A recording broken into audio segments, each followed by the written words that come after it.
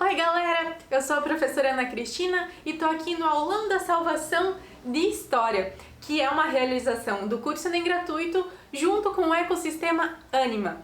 E eu, junto com o professor Felipe, vou falar para vocês sobre os 10 temas de história que mais caem no Enem. A gente vai dar aqui para vocês as informações mais importantes sobre os temas que mais caem, as últimas dicas para salvar vocês, para vocês terem um ótimo desempenho na prova de ciências humanas, principalmente nas questões de história. Vamos lá?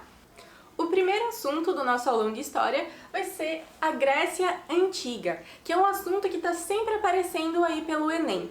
Mas o que da Grécia que é cobrado no Enem? Eu separei aqui 2 assuntos principais que é importante que vocês saibam, porque eles sempre aparecem de alguma forma, é cobrado de alguma forma que se entenda esses 2 temas, que é a formação das cidades-estado, ou polis, que é a mesma coisa, e a democracia, toda a parte de participação política, de direito político dentro da Grécia Antiga. Então vamos lá, as cidades-estado, a gente pode ter aí como exemplo Atenas, Esparta, Tebas. Elas eram unidades políticas territoriais que eram independentes uma da outra. Não é como hoje, num país que a gente chama de estado, os estados da federação.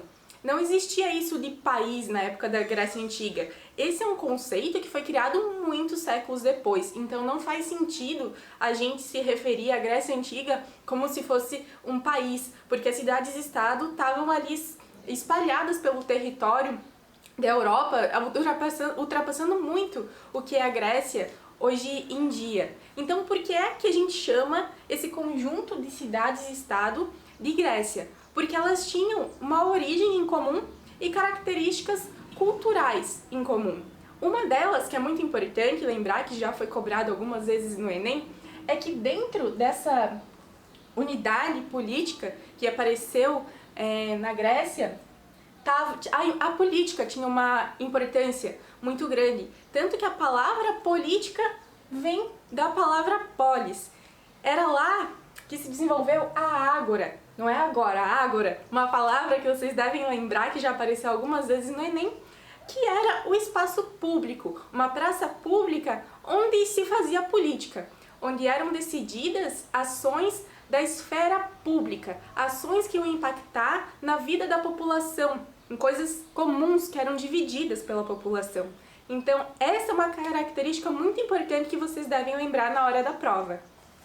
Entre todas as polis, a que tem mais destaque, que aparece mais vezes no Enem, é Atenas, por conta da democracia. Vocês já devem estar careca de ouvir, careca de saber que a democracia nasceu em Atenas. Mas Atenas não nasceu já como uma cidade que já tinha democracia. Na verdade, Atenas nasceu como uma monarquia. Depois, os poderes passaram para a aristocracia e só mais tarde é que a democracia foi se desenvolvendo aos poucos. Como que isso aconteceu? Como é que a democracia foi nascer? Através de mudanças legislativas. Mas os legisladores, de repente, decidiram que a população ia ter maior participação política. Não. Várias mudanças, na verdade todas as mudanças legislativas, sempre antes delas têm demandas populares. E é o que aconteceu aqui, que mercadores, artesãos, camponeses estavam demandando, querendo mais participação política em Atenas.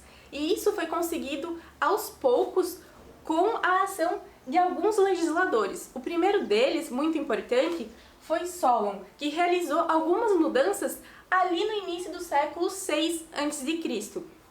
Quais foram essas reformas? Ele criou a Eclésia, que era uma assembleia que acontecia lá na Ágora, que eram as assembleias que decidiam as coisas públicas, onde havia o debate de ideias para se tomar as decisões.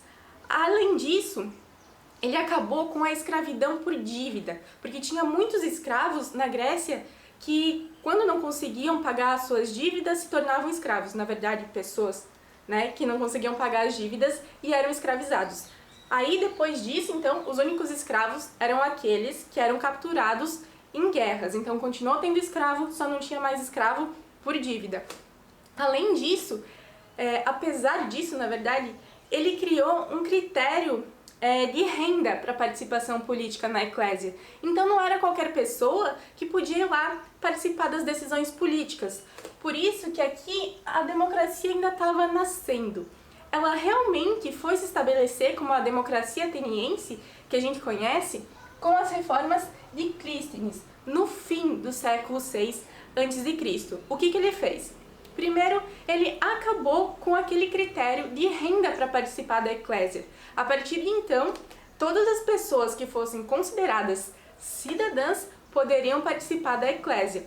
Ainda tinha alguns critérios de divisão de renda, e quem tinha mais, claro, tinha mais poder na eclésia, mas todo mundo podia participar.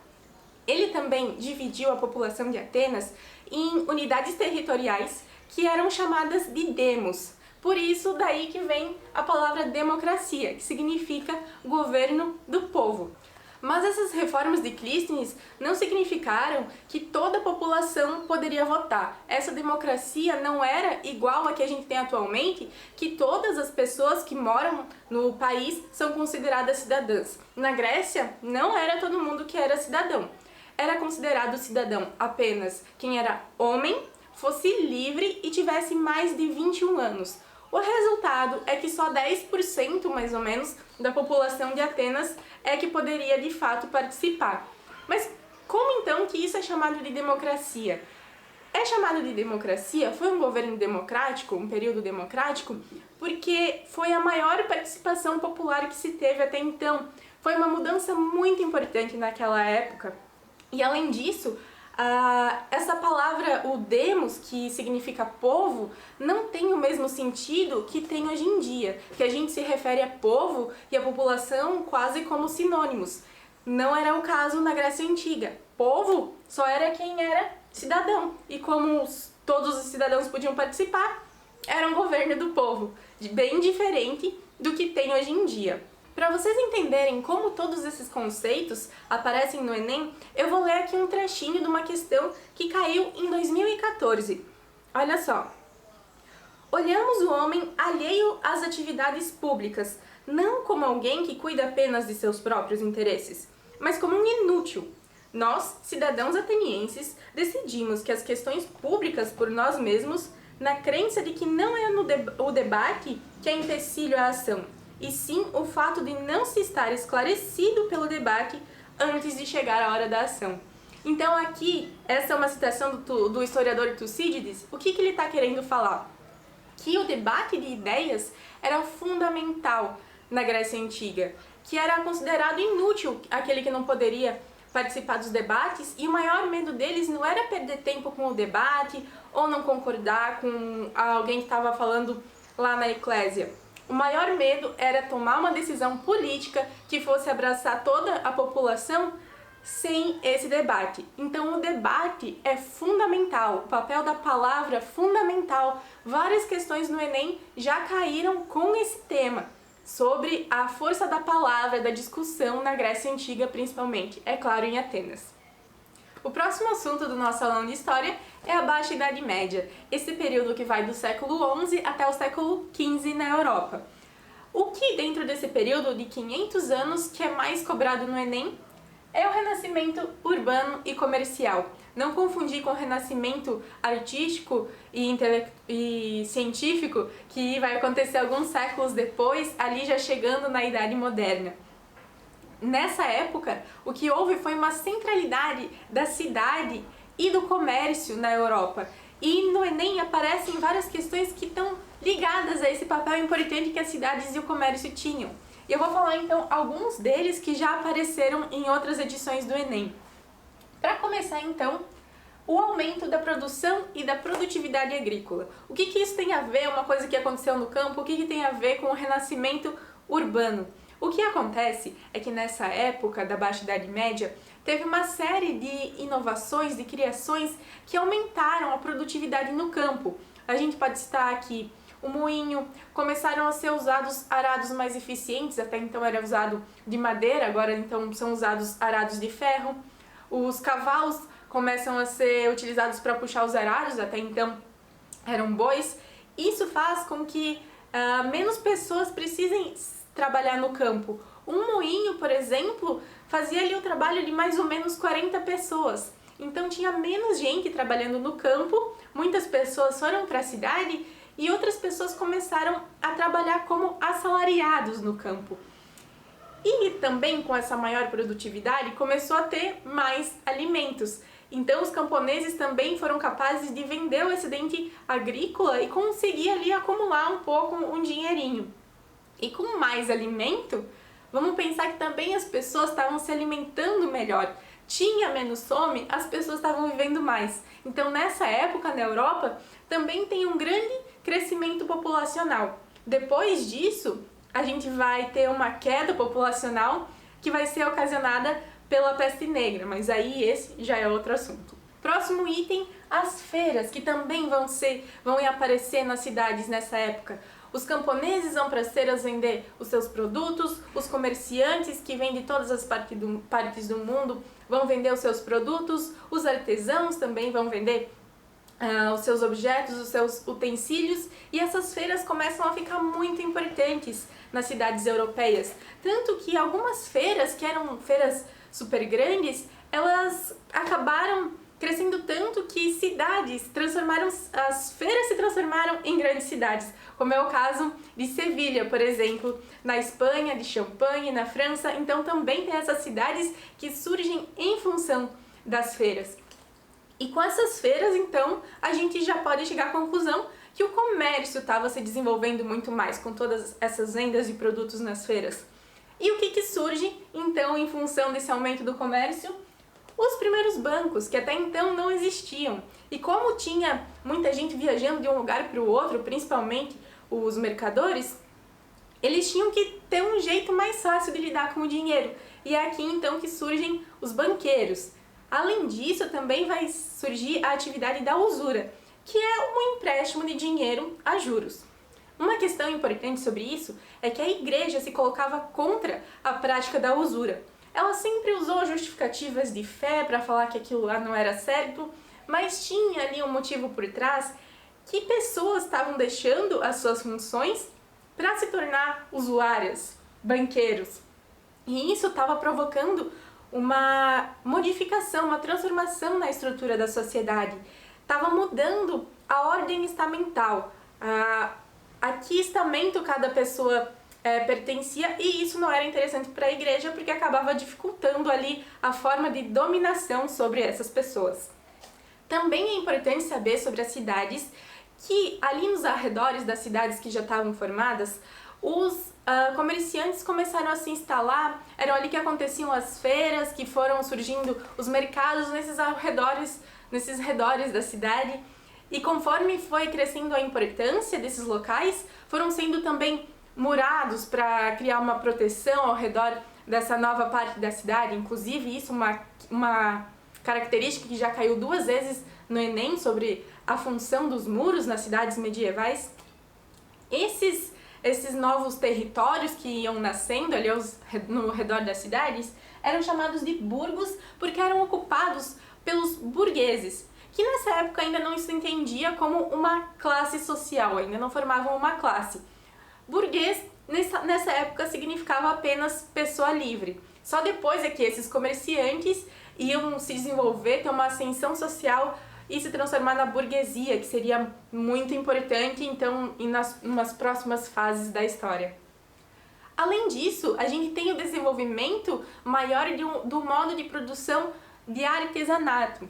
Vários artesãos que produziam o mesmo objeto, o mesmo utensílio, começaram a se juntar nas chamadas corporações de ofício. Então tinha essas oficinas que produziam um mesmo tipo de objeto, pode ser uma cadeira, por exemplo, e vai ter uma hierarquia ali dentro dessa oficina. No lugar mais alto vai estar o mestre, que é quem sabe fazer do zero toda a cadeira. Vai ter os jornaleiros, que eram pessoas que eram chamadas assim porque recebiam pela jornada de trabalho. E os aprendizes, que estavam ali para aprender então um novo ofício.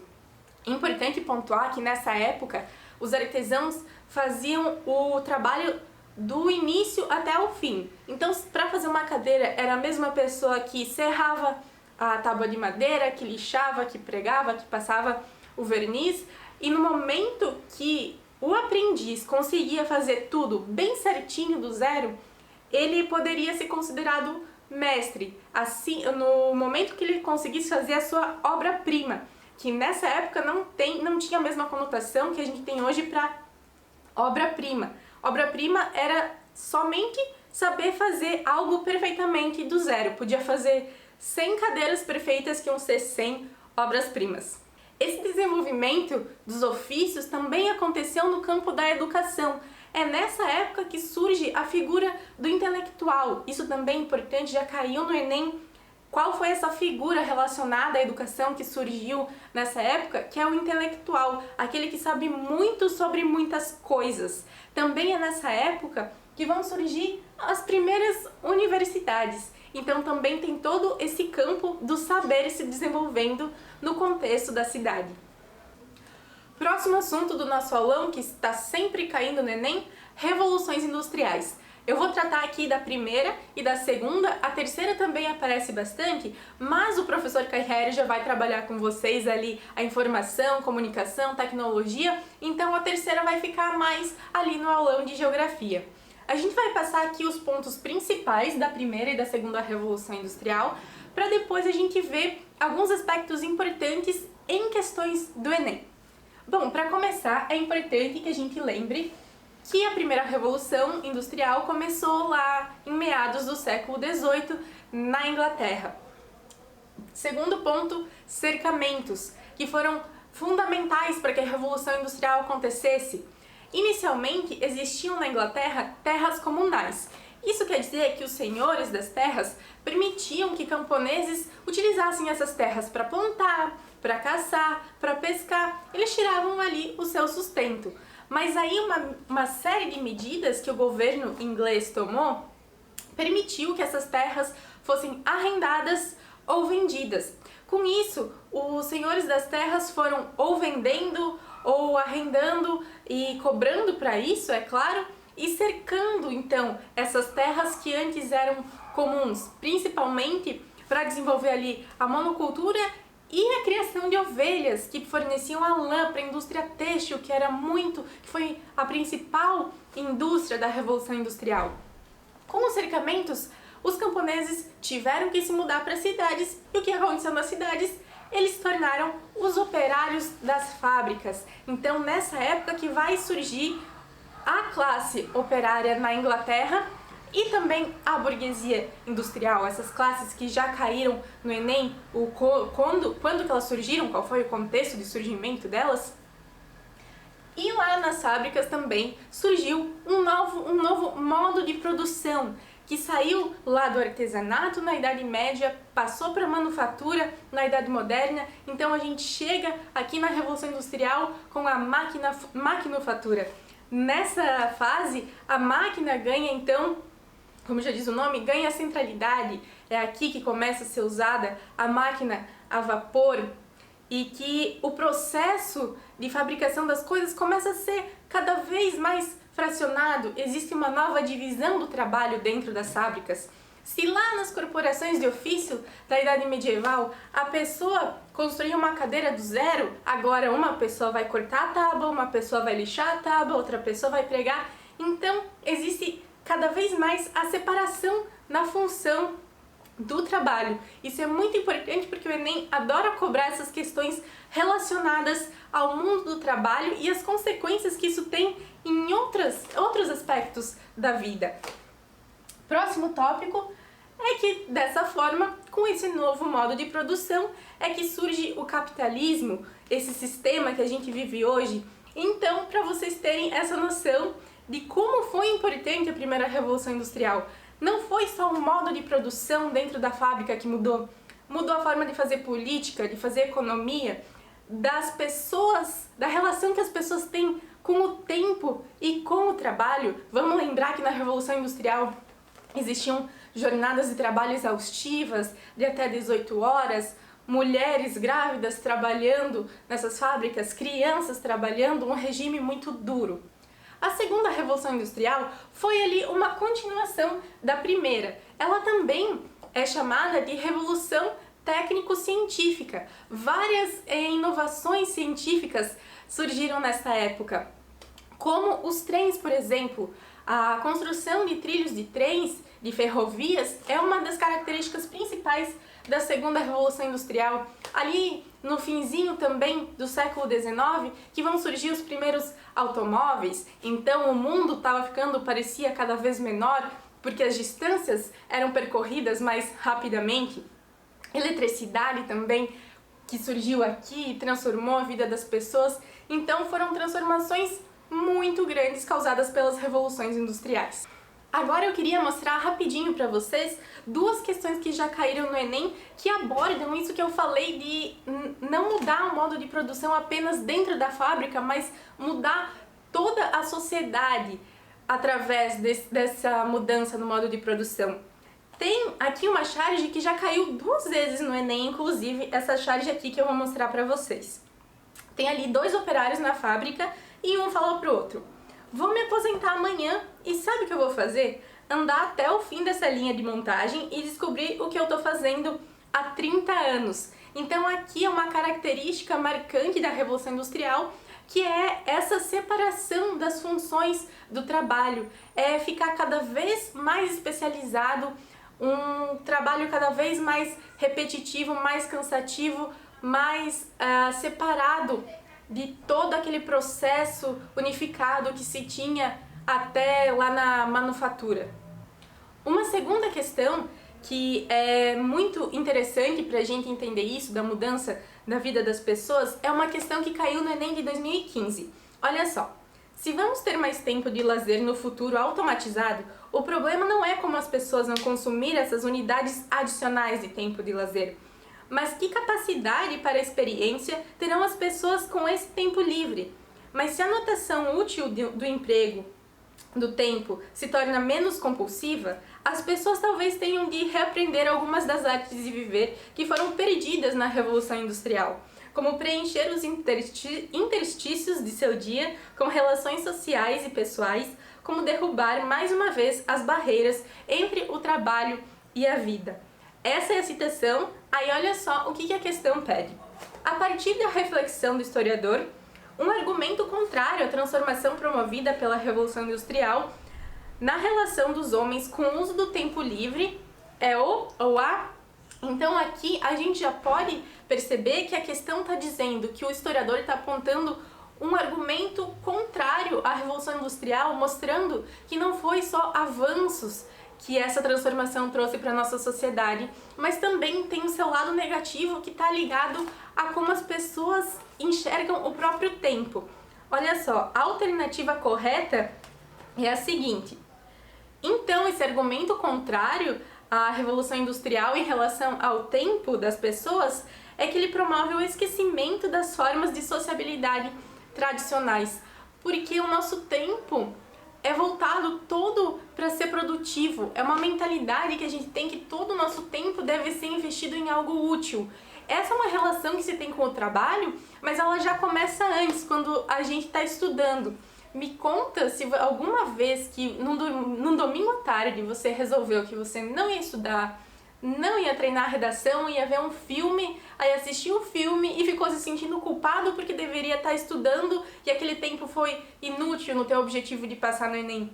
Essa é uma mentalidade que a gente herda da Revolução Industrial, dessa relação que todo o nosso tempo deve ser investido em construir alguma coisa. A gente tem que estar sempre produzindo e com isso a gente acaba perdendo nos nossos relacionamentos, as nossas capacidades de sociabilidade.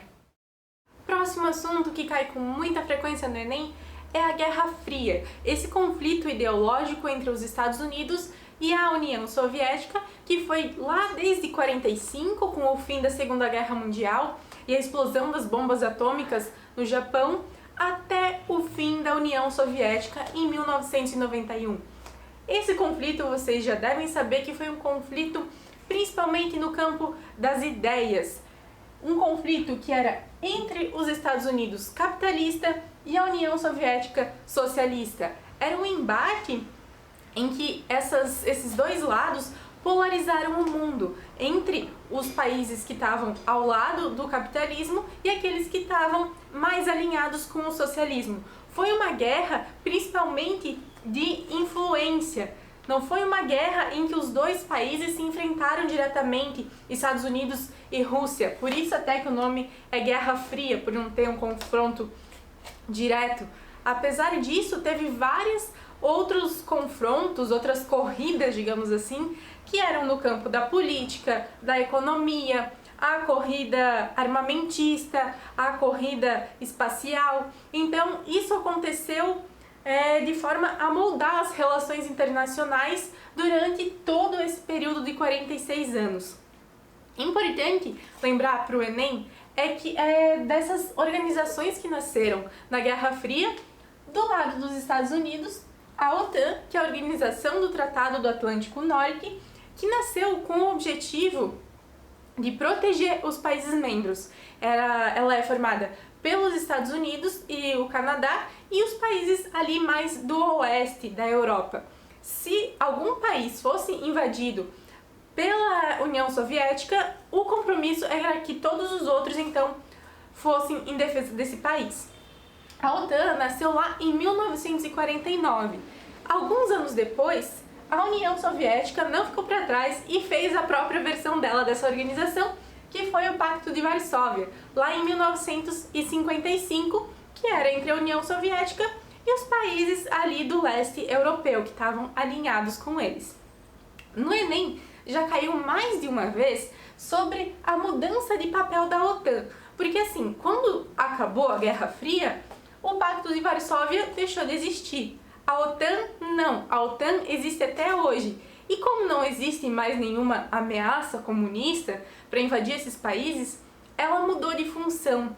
Hoje em dia, ela tem uma função mais de apoio militar, inclusive ela já teve intervenções militares em países que não fazem parte dos países membros, como o Afeganistão, a Líbia, então tem essas outras intervenções militares ainda dentro da OTAN. Um momento muito importante que já apareceu algumas vezes no Enem é a crise dos mísseis, que aconteceu lá em 1962, quando a União Soviética criou uma base militar em Cuba e colocou mísseis apontados então para os Estados Unidos. Esse foi o momento de maior tensão durante toda a Guerra Fria. O mundo ficou com muito medo de que ali ia começar uma guerra que tinha a capacidade de acabar com a espécie humana do planeta inteiro. Essa tensão durou 13 dias, inclusive tem um filme que fala sobre isso, que é 13 dias que abalaram o mundo, que ficou naquela, será que vai ter guerra, será que não vai ter? Aí no fim, não houve guerra, houve uma negociação entre o presidente dos Estados Unidos e da União Soviética, em que a União Soviética prometeu tirar as bases militares, os mísseis lá de Cuba, e em troca os Estados Unidos também retirou uma base militar que eles tinham na Turquia. Apesar de nunca ter tido esse confronto de guerra entre Estados Unidos e Rússia, houve alguns confrontos em outros lugares, como a Guerra da Coreia e a Guerra do Vietnã. A Guerra da Coreia aconteceu ali entre 1950 e 53, que acabou com a divisão então das duas Coreias, que inicialmente eram um país só, e essa divisão permanece até hoje em dia, com a Coreia do Norte e a Coreia do Sul. Mas que mais aparece no Enem é a Guerra do Vietnã. Assim como a Coreia, inicialmente ele havia sido dividido em dois países. A parte norte estava alinhada com a União Soviética e a parte sul com os Estados Unidos. O que acontece é que os Estados Unidos ajudou a implantar uma ditadura militar na porção sul da do Vietnã, e rebeldes, com a ajuda de guerrilheiros do norte, acabaram atacando esse regime autoritário e provocando uma guerra que duraria desde 65 até 75. Muitos militares foram para o Vietnã, sendo uma guerra assim que houve muito bombardeamento, uso de armas químicas, foram muitas pessoas mortas, assim, foi uma guerra muito pesada dos Estados Unidos contra o Vietnã, só que acabou que os guerrilheiros conseguiram afastar os Estados Unidos ali do confronto. Os Estados Unidos saiu derrotado Isso ainda em 73, ainda a guerra ia durar mais 2 anos, só que o país teve que conviver com perdas humanas enormes e depois com muita destruição. Até hoje, inclusive, ainda existe muita mina enterrada no Vietnã, que até hoje está lá sem ter explodido, colocando em risco a população. Uma questão que já apareceu 2 vezes no Enem é sobre o papel da imprensa na Guerra do Vietnã, porque foi a primeira guerra na história que foi televisionada, que tinha imagens, que tinha filmagens que chegavam a todo mundo, e a opinião pública nos Estados Unidos foi muito contra a guerra, por ver com os próprios olhos o horror do que estava sendo mostrado. Então, a opinião pública, que foi moldada ali pela imprensa, teve um papel fundamental na saída também dos Estados Unidos da guerra. E aí a gente vai lembrar que a isso estão associados vários movimentos culturais, o Faça Amor e Não Faça Guerra, o movimento hippie. Tudo isso aconteceu ali no mesmo contexto da Guerra do Vietnã. Agora a gente chegou aqui numa parte do aulão que tem o assunto que mais aparece no Enem. Vocês já devem ter visto em algum lugar que o que mais cai é Era Vargas e ditadura militar. De fato, isso se repete em todas as edições do Enem, com exceção de 2019, que não teve questões sobre esse assunto. Só que escravidão, resistência e abolicionismo aparece todo ano. Uma questão, 2 questões, uma questão de cada coisa, misturando tudo, sempre vai aparecer alguma coisa.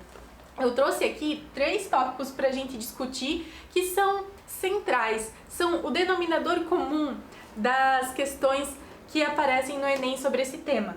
O primeiro é que o Enem, ele olha muito, coloca assim uma lupa no cotidiano das pessoas escravizadas, nas suas práticas, em como foi a identificação cultural, como eles desenvolveram uma identidade cultural aqui no Brasil. Um segundo ponto é o mito da democracia racial e o terceiro é o próprio abolicionismo, que eu vou trabalhar cada um deles com vocês a partir de questões do Enem. Vamos começar então aqui com o primeiro tópico, com uma questão do Enem que caiu lá em 2013. Vamos lá! A recuperação da herança cultural africana deve levar em conta o que é próprio do processo cultural, seu movimento, pluralidade e complexidade. Não se trata, portanto, do resgate ingênuo do passado, nem do seu cultivo nostálgico, mas de procurar perceber o próprio rosto cultural do brasileiro. O que se quer é capturar seu movimento para melhor compreendê-lo historicamente. Essa citação aqui é muito importante para entender assim uma matriz que cai no Enem, que é entender a cultura africana e das pessoas negras nascidas no Brasil não como uma contribuição cultural, mas como parte integrante, como parte estrutural do que é o Brasil. Tanto a cultura quanto o trabalho, todo o modo de produção, a sociedade escravocrata que pautou todas as relações sociais, políticas e econômicas no Brasil durante a colônia e o império, e que a gente sente os efeitos até hoje. Então, o Enem não entende ela como uma contribuição. Vamos pensar, fazendo uma analogia com uma casa. Se a gente pensar em contribuição, é como se a população negra tivesse só pintado uma casa, uma parede da casa que é o Brasil.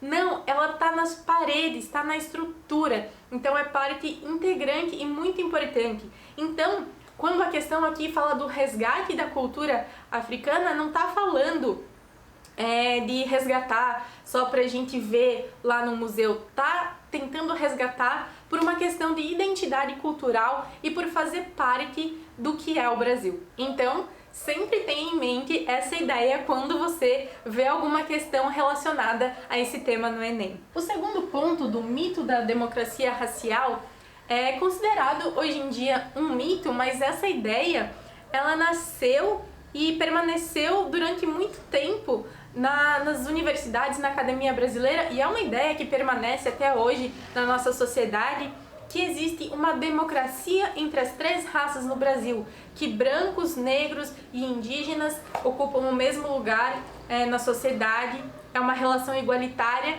e que teria essa igualdade das relações, dos direitos, teria origem na miscigenação. Essa é uma ideia que nasceu do historiador muito famoso, muito importante na história do Brasil, que se chama Gilberto Freire. No momento que ele desenvolveu essa teoria, era algo muito novo, porque até então negros e indígenas apareciam como se fosse um atraso na sociedade brasileira, eram menosprezados. Então, no momento que ele coloca negros e indígenas como fazendo parte de uma democracia racial, para aquela época era um avanço de pensamento. Então é importante entender, inclusive, o contexto de surgimento dessa ideia, que já caiu no Enem também em 2017. Olha só, teve uma questão que usou uma citação do Gilberto Freire para falar sobre isso. A miscigenação que largamente se praticou aqui corrigiu a distância social que de outro modo se teria conservado enorme entre a Casa Grande e a mata tropical, entre a Casa Grande e a senzala. O que a monocultura latifundiária escravocrata realizou no sentido de aristocratização, extremando a sociedade brasileira em senhores e escravos, com uma rala e insignificante lambuja indigente livre e sanduichada entre os extremos antagônicos, foi em grande parte contrariado pelos efeitos sociais da miscigenação. Então percebam que ele fala que a miscigenação teria acabado com a distância entre a Casa Grande e a senzala. E a questão do Enem, inclusive, olha só, ela cobra qual é a ideia aqui do Gilberto Freire e por que isso seria de alguma forma uma contribuição. A temática discutida é muito presente na obra de Gilberto Freire e a explicação para essa recorrência está no empenho do autor em... A resposta correta é defender os aspectos positivos da mistura racial, que até então era vista como algo que degenerava a raça branca. O embranquecimento da sociedade era uma ideia muito levantada. Então, nesse momento, isso aqui teria sido um avanço. Só que a gente hoje já superou esse pensamento, por isso que é considerado um mito. Isso também está presente numa questão do Enem de 2015. Olha só essa citação. A população negra teve que enfrentar sozinha o desafio da ascensão social e frequentemente procurou fazê-lo por rotas originais, como o esporte, a música e a dança. Esporte, sobretudo futebol, música, sobretudo samba, e dança, sobretudo carnaval. Foram os principais canais de ascensão social dos negros até recentemente. A libertação dos escravos não trouxe consigo a igualdade efetiva. Essa igualdade era afirmada nas leis, mas negada na prática. Ainda hoje, apesar das leis, aos privilégios e arrogâncias de poucos corresponde o desfavorecimento e a humilhação de muitos. Então aqui esse autor já está falando que não houve essa mudança, não existe essa igualdade entre brancos e negros no Brasil. E ele já traz aqui uma questão que vai emendar no nosso próximo tópico, que é o abolicionismo. Ele disse que a libertação dos escravos não foi suficiente para promover uma condição de igualdade. E realmente, no momento de libertação dos escravos, das pessoas escravizadas, não teve nenhuma política de inserção na sociedade, de recompensa por tudo o que as pessoas escravizadas haviam passado. Acabou o regime nas leis, mas não acabou toda a diferenciação que essas pessoas sofrem na sociedade. Então esse é um ponto muito importante do abolicionismo. Mas tem uma segunda questão que também eu quero conversar com vocês, que eu falei lá no início desse aulão, sobre as mudanças legislativas. Lembram que eu falei que mudanças legislativas são importantes, mas elas nunca vêm sem uma demanda social? Isso é muito importante para a gente entender a abolição da escravidão no Brasil e acabar com aquela ideia de que ela só foi possível por causa da assinatura da Lei Áurea pela Princesa Isabel. Que essa é uma ideia que também a gente escuta muito hoje ainda aqui no Brasil, de que seria só um ato benevolente que teria acabado com toda a escravidão. Nenhuma estrutura tão grande quanto a escravidão acaba com uma canetada. E isso também está presente nas questões do Enem. Olha só essa questão de 2011. Escrevendo em jornais, entrando para a política, fugindo para quilombos, montando pecúrios para comprar alforrias. Os negros brasileiros não esperavam passivamente pela libertação.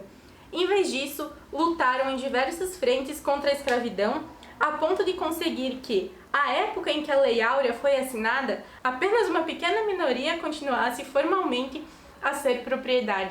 Então aqui a gente vê que as mudanças sociais para o fim da escravidão já estavam acontecendo antes mesmo da Princesa Isabel assinar a Lei Áurea e estava acontecendo também pela ação dos próprios negros, dos próprios escravizados e ex-escravos que atuavam nessa luta como abolicionistas. Olá pessoal, tudo bem? Eu espero que sim. Eu sou o Felipe, professor de História, divido essa disciplina com a professora Ana e vim abordar aqui 5 dos 10 conteúdos mais importantes para a prova do Enem. Vem comigo então, vamos tratar do que é mais importante para cada um de vocês. Salve, salve pessoal! Vamos tratar agora de uma dica importante da história do Brasil, período colonial. Vamos tratar de mineração. Olha só, quando a gente fala da mineração, é importante pensar no século XVIII. É o período em que o Brasil se torna o maior produtor de ouro e diamantes do mundo. As primeiras grandes descobertas acontecem no final do século XVII, ali por volta de 1693 e 94. E desde então, nós temos no Brasil um grande ingresso de portugueses. A população portuguesa sofre um decréscimo demográfico e o Brasil vai aumentar gigantescamente a sua população no século XVIII. É uma grande corrida para as áreas de mineração. Isso vai provocar, inclusive, um conflito importante pelas áreas, de mineração. Os bandeirantes vicentistas, ou seja, da capitania de São Vicente, que foram os primeiros descobridores das minas na região de Minas Gerais, achavam que eles deveriam ter, digamos, o controle, o domínio sobre a prospecção, a procura e também a extração de ouro. Mas aí chegam portugueses, muitos vindos diretamente de Portugal, alguns que já estavam no Brasil, no Nordeste, e agora migram para Minas Gerais e que queriam prospectar, procurar ouro e encontrando, queriam ter o direito de explorar. Então, portugueses, apelidados de emboabas, vão entrar em conflito com os bandeirantes vicentistas. É a chamada Guerra dos Emboabas, que tem um episódio importante, que é quando os portugueses, que levavam vantagem nesse conflito, propõem uma trégua ou até mesmo um acordo de paz. Os bandeirantes aceitam participar desse acordo, mas na verdade era a preparação de uma tocaia dos portugueses contra os bandeirantes. Esse conflito se torna ainda mais sangrento e ele vai acabar por conta de uma intervenção da coroa, que vai a partir de então exercer um controle maior sobre a mineração. Quando a gente fala na mineração, é importante pensar no sistema administrativo que Portugal implementa no Brasil, muito mais rigoroso do que o sistema administrativo que existia no contexto da produção açucareira ali dos séculos XVI e XVII. A gente tem como principal órgão fiscalizador a Intendência das Minas, que cobrava o imposto do quinto, 20% sobre o ouro extraído, e também fiscalizava para evitar o contrabando, que era feito principalmente através do ouro em pó, transportado muitas vezes dentro de santos de madeira, ocos por dentro, os santos de pau oco. Bom, foi para combater esse contrabando que Portugal criou as casas de fundição. O ouro passava a ser recolhido diariamente, levado para as casas de fundição e derretido, transformado em barras com o timbre da coroa e uma numeração para controle fiscal. Ali mesmo já se cobrava os 20%, o imposto do quinto e uma taxa extra pela fundição do ouro. Isso desagradou demais os mineradores, o que levou os mineradores a organizarem uma revolta e com a adesão de populares, que sofriam ali um grande encarecimento do custo de vida. É a chamada Revolta de Vila Rica de 1720, que nesse ano completa 300 anos, também chamada de Revolta de Filipe dos Santos, que vai começar com a tomada da Câmara de Vila Rica. Eles escrevem um manifesto exigindo, entre outras coisas, a extinção das casas de fundição, levam esse manifesto ao governador de Minas Gerais, que vai acabar pedindo reforços militares e que vão prender os principais envolvidos, executando o líder Filipe dos Santos. Bom, nós temos aqui, em 1750, a criação do quinto mínimo, que era, na verdade, uma espécie de meta fiscal, ou seja, cada município deveria, ao longo de um ano, arrecadar como imposto do quinto o equivalente a 100 arrobas de ouro. Ou seja, era mais ou menos 1,5 toneladas de ouro por município. Bom, mas passou um tempo e aí na década de 1760, nenhum município mais conseguia atingir essa meta fiscal. justamente porque a mineração entrava em declínio no Brasil. Foi então que a coroa portuguesa aumentou ainda mais o rigor na fiscalização e na cobrança de impostos, criando, em 1765, a derrama. O que era a derrama? Bom, se o município não atingia a meta fiscal do quinto mínimo, as 100 arrobas por ano por município, a coroa então autorizava os militares a invadirem casas e confiscarem objetos de valor. É importante lembrar que o quinto mínimo, junto com a derrama, compõe aqui a causa principal da chamada Inconfidência Mineira, um movimento separatista de influência iluminista, também tendo como referência a independência dos Estados Unidos, que teve como líderes aqui mineradores, poetas, grande parte, funcionários públicos importantes, poetas ligados ao arcadismo literário, como Cláudio Mano da Costa, Tomás Antônio Gonzaga, por exemplo, e alguns comerciantes e padres. O movimento acabou sendo delatado por Joaquim Silvério dos Reis. Depois dessa delação vieram outras delações.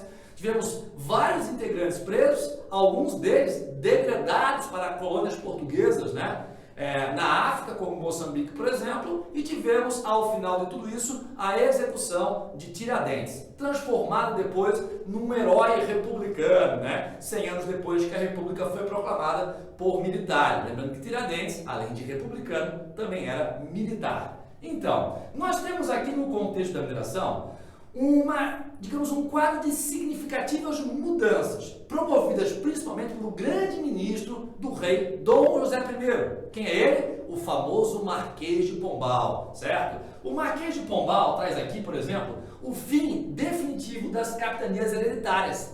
As capitanias hereditárias que ainda restavam no Brasil agora se transformam em capitanias reais, ou seja, agora o cargo não passa mais de pai para filho. É o rei que nomeia o governador por um tempo determinado pelo próprio rei. Temos aqui também a expulsão dos padres jesuítas do Brasil e todas as colônias portuguesas. O Marquês de Pombal entendia que os padres jesuítas, acompanhantes de Jesus, estavam construindo uma espécie de Estado dentro do Estado, uma espécie de Estado à parte dentro dos domínios portugueses. E teríamos aqui também a mudança da capital. E essa mudança da capital, de Salvador para o Rio, ela segue uma lógica, que é a lógica de um contexto de mudanças econômicas, pelas quais o Brasil passa do contexto do século XVII, auge do açúcar, para o século XVIII, auge da mineração. Olha só. Nós temos uma mudança de polo econômico. Lá no século XVII, quando o Brasil produzia principalmente açúcar, a região mais rica era o Nordeste, certo? Agora a região mais rica é o Sudeste. Então a capital muda para o Sudeste, para o Rio de Janeiro, o principal porto escoador do ouro extraído do Brasil, certo? Então fiquem atentos aí, mineração, 300 anos da revolta de Vila Rica. É isso aí. Vamos agora tratar de uma dica importante sobre a crise do Segundo Reinado. Uma crise que começa de maneira mais intensa após a Guerra do Paraguai.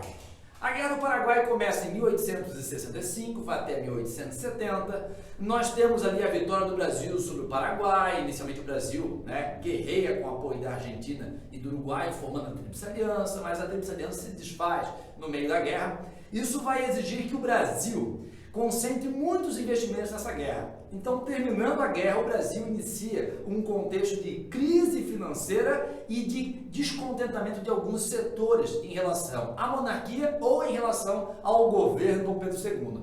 Quando a gente fala na crise do Segundo Reinado, que vai culminar na proclamação da República em 15 de novembro de 1889, é preciso lembrar de 4 fatores considerados mais importantes. Primeiramente, a chamada questão militar. Olha só, os militares brasileiros que foram guerrear contra o Paraguai viram no Paraguai um país governado por um presidente militar, o general Solano Lopes, e viu também os militares ocupando os principais postos da política paraguaia. E vencendo o Paraguai na guerra, eles voltam como heróis nacionais e querem agora a participação política que lhes era vedada. O que eles querem? O direito de poder votar e também ser votado. Além disso, eles querem o direito de participação livre na imprensa. Nós vamos ter situações de militares que serão presos por se manifestarem na imprensa. Bom, além disso, nós temos aqui a promessa do governo de ofertar uma espécie de pensão às viúvas dos heróis mortos na guerra. Só que isso foi sendo protelado em toda a década de 1870. Esse debate, ele começa na década de 1880 com um governo querendo cobrar dos militares da ativa o valor que seria destinado para pagar as pensões, né, das viúvas dos heróis da guerra. Então, por conta desse descontentamento, cada vez mais militares vão ingressar para a chamada campanha ou propaganda republicana. Propaganda republicana que começa exatamente em 1870. Nós temos ali a chamada Convenção de Itu, 3 anos depois, em 1873, a fundação do Partido Republicano. E quais grupos sociais estão à frente dessa campanha republicana? Bom, temos cafeicultores do Oeste Paulista que usavam principalmente mão de obra livre assalariada do imigrante europeu e queriam modernizar, certo, a estrutura de produção no Brasil e mesmo as relações de trabalho. E viam que a monarquia era um regime onde as reformas que aconteciam de forma muito lenta. Por isso defendiam a república. Mas também temos aqui a participação de alguns militares, muitos deles inclusive simpatizantes dos ideais positivistas, e além desses dois grupos, os setores médios urbanos. Muito bem, por que o nome é propaganda republicana? Porque se dá principalmente na imprensa. E se essa propaganda se dá principalmente na imprensa, é claro que ela só vai contemplar uma minoria de letrados. Então, nós temos uma república sendo pensada, claro, para poucos, certo? Uma república que, quando se consolida, se transforma numa república oligárquica, não por acaso, né? Então, outra causa importante dessa crise do segundo reinado é a questão religiosa. Nós temos aqui, em 1864, o Papa Pio IX assinando a bula Sílabus, que vai proibir a relação entre clero católico e maçonaria. Mas acontece que, de acordo com a Constituição do Império de 1824, a Igreja no Brasil estava submetida ao imperador. O imperador poderia interferir sobre decisões papais direcionadas ao clero no Brasil. O imperador Dom Pedro II era também o grão-mestre da maçonaria no Brasil e não vai aceitar que o Papa exija que clérigos católicos se desvinculem da maçonaria, um importante instrumento de poder para o imperador. O imperador vai prender 2 bispos que acatam a ordem papal, o bispo de Olinda e o bispo de Belém. Depois vai anistiá-los, mas isso foi o suficiente para um grande mal-estar entre a igreja e a monarquia, perdendo, no caso, o governo de Dom Pedro II, o apoio de uma importante instituição, a igreja. Lembrando que naquela época havia muito mais igrejas do que escolas, do que jornais. A palavra do padre, a palavra da igreja, ela era muito mais influente que qualquer outro porta-voz. Então, o Império perde aqui, né, um importante apoio. Agora, perde um outro importante apoio quando a Lei Áurea é assinada em 13 de maio de 1888, frustrando as expectativas dos senhores de escravos. Por quê? Porque a Lei Áurea vai acabar com a escravidão sem indenizar os senhores de escravos. E eles esperavam que fossem indenizados. Acontece que, após a lei ser assinada, muitos desses senhores de escravos vão aderir à campanha republicana. São os chamados republicanos de 14 de maio. Então, nós temos aqui nesses 4 fatores, certo? Digamos, elementos que fazem aos poucos desmoronar as bases estruturais do Império. E tudo isso culmina na chamada Proclamação da República, no golpe militar de 15 de novembro de 1889. Ele vai ter como figura protagonista Deodoro da Fonseca, mas também tem o apoio, né, de cafeicultores paulistas e de setores médios urbanos ligados à campanha republicana. Agora, o povo, as classes populares de modo geral, não vão entender esse fato de 15 de novembro. E, inclusive, o ministro do governo Deodoro, Aristides Lobo, vai dizer que o povo não entendia o que se passava. O povo assistiu a tudo aquilo bestializado, achando ser apenas uma simples parada militar, certo? Agora vamos lá. A República é proclamada sem participação popular. Mas como dar legitimidade a esse regime que tinha como ponto de partida justamente satisfazer as demandas populares? Bom, temos aqui então uma grande troca de nomes relacionados ao Império, substituídos por nomes ligados à República. Novos símbolos, muda a bandeira, né? A nossa bandeira que já tinha um retângulo verde, um losango amarelo, e no centro o brasão da dinastia de Bragança, substitui essa dinastia de Bragança por aquele círculo azul, né, com as estrelas, e a faixa com o lema positivista Ordem e Progresso. E temos aqui também novos heróis, com destaque para a figura de Tiradentes, né? Transformado em grande herói nacional, militar e republicano. Certo? Sobre aquele segundo reinado, proclamação da República, é o tema de mais importante. Fique atento.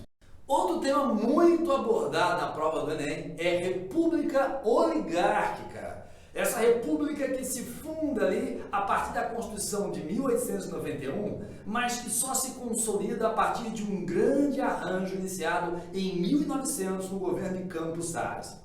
Quando a gente fala em oligarquia, significa governo das minorias elitistas. E essas elites são as elites agrárias. O Brasil era muito mais rural do que urbano ainda, né? Então, nós temos aqui o poder nas mãos dos coronéis. E quem são os coronéis? São os detentores do poder econômico e também do poder político. Mas como é que esse poder se dá na prática? Olha só, nós temos os coronéis donos de terras e negócios. Muita gente trabalha para o coronel, depende do coronel. Essa dependência social gera o que a gente chama de clientelismo, esse laço de dependência dessa massa rural em relação ao proprietário da terra. E é claro que essa dependência social é transformada em um voto. Mas temos ainda um outro instrumento que faz parte da eleição, que é o quê? O uso da violência, através do voto de cabresto, aquele voto forçado, na marra, onde o coronel faz uso dos seus jagunços, dos seus capangas, dos homens armados.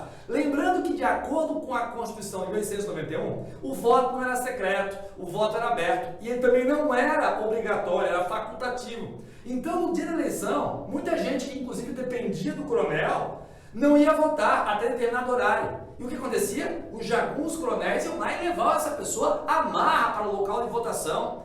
E também não havia justiça eleitoral, de acordo com a Constituição de 1891. Aqueles que se encarregavam de organizar e, ao mesmo tempo, fiscalizar a eleição, estavam ligados aos poderes executivo e também legislativo, ou seja, os poderes que disputavam as eleições e que eram controlados pelos coronéis. E aí, dessa forma, o coronel conseguia nomear os mesários que iriam fiscalizar para ele em quem cada um dos seus eleitores votava, certo? Então, o voto cabresto é esse voto na marra e, ao mesmo tempo, monitorado pelos coronéis, já que o voto não era secreto. Agora, temos também aqui as fraudes eleitorais. Como não havia justiça eleitoral, toda a apuração, fiscalização e organização da eleição ficava principalmente a cargo do Poder Executivo, que fraudava as eleições, obviamente, né, em favor do candidato do coronel mais poderoso em cada município. Agora, temos aqui nos municípios, claro, a base desse sistema político oligárquico, mas temos também um forte controle das elites federais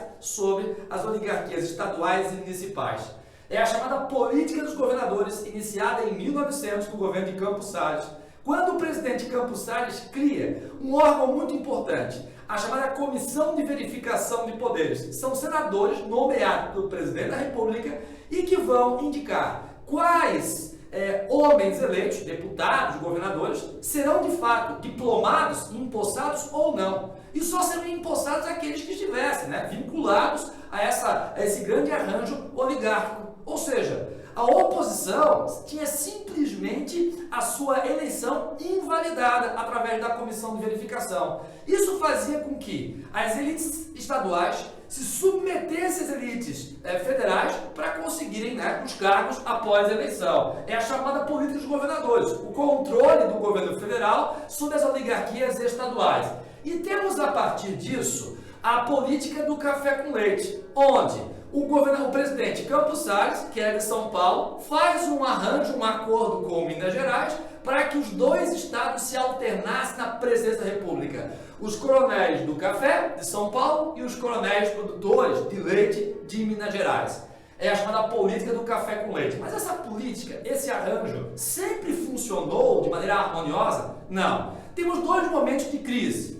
O último, claro, o segundo, definitivo. O primeiro momento é 1910, que é quando São Paulo e Minas apoiam candidatos diferentes. Minas vai apoiar o candidato vitorioso, Hermes da Fonseca, e São Paulo sai derrotado aqui, apoiando o Rui Barbosa, que era baiano. Então, temos aí em 1930 o contexto de crise definitiva. E essa crise definitiva tem ali um elemento muito importante, que é o movimento tenentista. o tenentismo que surge em 1902, com o chamado movimento dos 18 do Forte Copacabana. E depois temos, em 24, a chamada Coluna Paulista, ou Coluna Miguel Costa, que se une à Coluna Gaúcha de Luiz Carlos Prestes, formando a chamada Coluna Prestes, que de 24 a 27 vai marchar por cerca de 25 mil quilômetros pelo interior, levando à frente o discurso da salvação nacional, da moralização da política, defendendo, entre outras coisas, uma reforma no sistema eleitoral, defendendo, por exemplo, o voto secreto,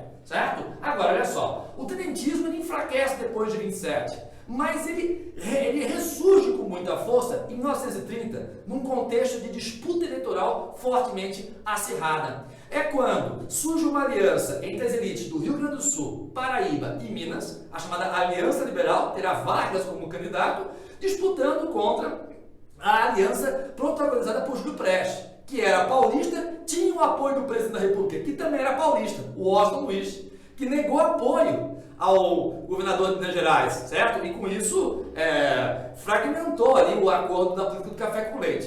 Temos eleição, o Júlio Prestes é eleito, o Vargas sai derrotado, mas depois de tudo isso consolidado, temos o assassinato do vice de Vargas, que era João Pessoa, governador da Paraíba até pouco tempo. E o Vargas vai utilizar esse fato politicamente para acusar os seus opositores e dizer que Júlio Prestes e o Washington Luiz não têm legitimidade para governar. E Vargas vai ter para isso o apoio de quem? Dos tenentes, que retomam então a sua mobilização em 1930 para derrubar as oligarquias paulistas, levar Vargas ao poder e com isso encerrar esse período da chamada República Oligárquica. Um tema muito importante para vocês lembrarem na prova do Enem. Agora vamos falar sobre ditadura militar, outro tema que vem sendo cobrado com bastante regularidade na prova do Enem. Vamos lembrar que é um período de 21 anos, que começa com um golpe militar em 31 de março de 64, com a deposição de João Goulart sobre o argumento de ameaça de tornar o Brasil um país comunista, e vai até 1985, certo? Então, nós temos aqui 5 governantes: Castelo Branco, Costa e Silva, Médici, Geisel e Figueiredo. Vamos ver o que acontece de mais importante em cada um desses governos. Bom, Castelo Branco é o grande arquiteto do golpe de 1964. E no governo dele temos aqui o AI-2, Ato Institucional número 2. O que esse ato faz? Ele suspende, ele caça todos os partidos que existiam até aquele momento, o PSD, a UDN, o PTB, por exemplo, e cria ali o bipartidarismo. Surge então a ARENA, Aliança Renovadora Nacional, pró-ditadura, e o MDB, o Movimento Democrático Brasileiro. Era uma oposição moderada, porque os opositores mais, digamos, radicais ao regime já tinham sido caçados no início do governo Castelo Branco. Temos ainda o AI-3, que estabelece eleições indiretas para governador e também cria o cargo de prefeito de capital biônico, ou seja, nomeado.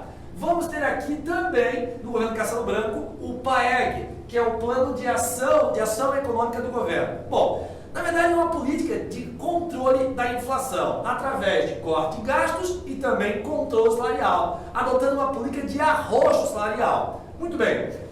Depois vem Costa e Silva. O governo Costa e Silva, principalmente em 68, é um momento de muita agitação. Temos a greve de Contagem em Minas Gerais, temos uma greve importante no Rio de Janeiro e temos a passeata dos 100 mil, que era também uma espécie de eco que recebia influência do movimento de maio de 68 em Paris. Bom, nesse contexto aqui de grande agitação social, nós vamos ter um deputado, que é o Márcio Moreira Alves, que conclama a população a boicotar o desfile de 7 de setembro. Esse é o grande, digamos, estopim para que Costa e Silva decretasse o ato institucional número 5, o AI-5. O que o AI-5 faz? Dá ao presidente maiores poderes ainda e diminui os poderes civis. O presidente, por exemplo, pode fechar o Congresso, o Costa e Silva vai fechar o Congresso por 10 meses, pode decretar prisões, cassações de mandatos, aposentadorias compulsórias.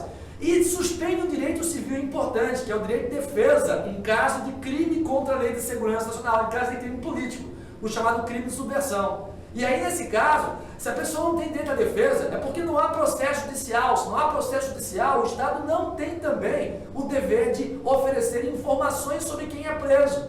E isso vai fazer com que o Estado possa prender sem informar a sociedade. É aí que surgem os sequestros movidos pelo Estado, é aí que temos a tortura e milhares de desaparecidos na ditadura, principalmente a partir desse momento. Bom, vamos ter aí depois o governo de Médici. O governo de Médici coincide com o chamado milagre econômico, o momento em que o Brasil atinge altas taxas de crescimento do PIB, mas com grande concentração de renda e aumento da desigualdade social. Nesse mesmo contexto de otimismo econômico, temos aí o governo se aproveitando, claro, daquele momento em que o Brasil é campeão da Copa de 70.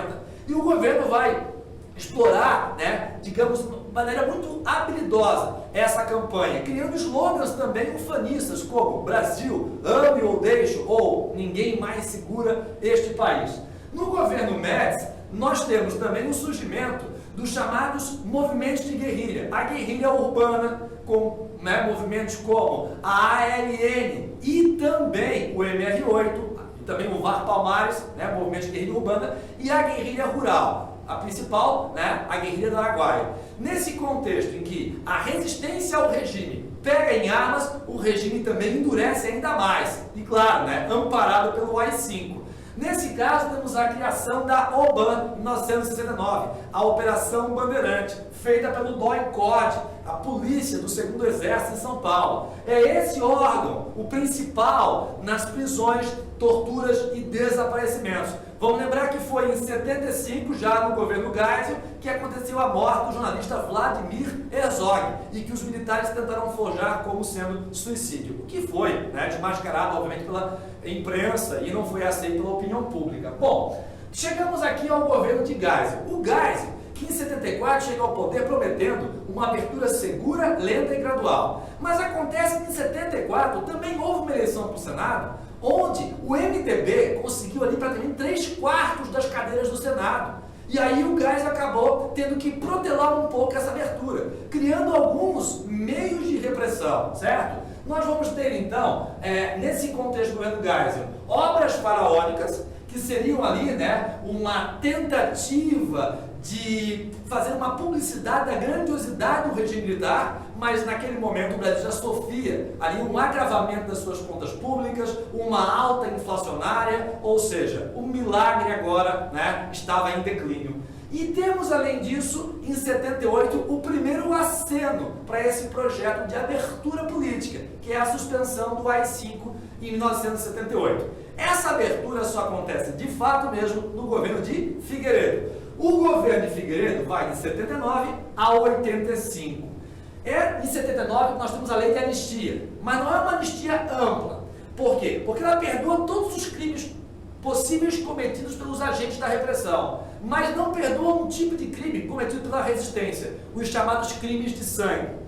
E teremos aqui, em 1980, no governo Figueiredo, uma reforma política que põe fim ao bipartidarismo e permite novos partidos. É aí que surge o PT, o PDT, o PTB ressurge, a Arena vira PDS e o MDB vira PMDB. Em 82, teremos eleições diretas para governador. Isso faz com que o país tenha a expectativa de uma eleição direta para presidente. É nesse contexto que surge em 83 para 84 o movimento das diretas já. Um movimento que queria a aprovação no Congresso de uma emenda proposta pelo deputado do MDB, Dante Oliveira, a famosa emenda Dante Oliveira. Apesar de toda a mobilização nacional pelas diretas, nós vamos ter esse projeto sendo barrado no Congresso. Não teremos eleição direta para presidente em 85. Teremos sim uma eleição indireta, através do chamado colégio eleitoral. O que é esse colégio? Nós temos ali deputados federais, senadores e alguns deputados estaduais, uma espécie de cota por cada estado. Temos 2 candidatos e nenhum deles é militar. Temos aliado ao regime, Maluf, e candidato da oposição, nesse caso, Tancredo Neves.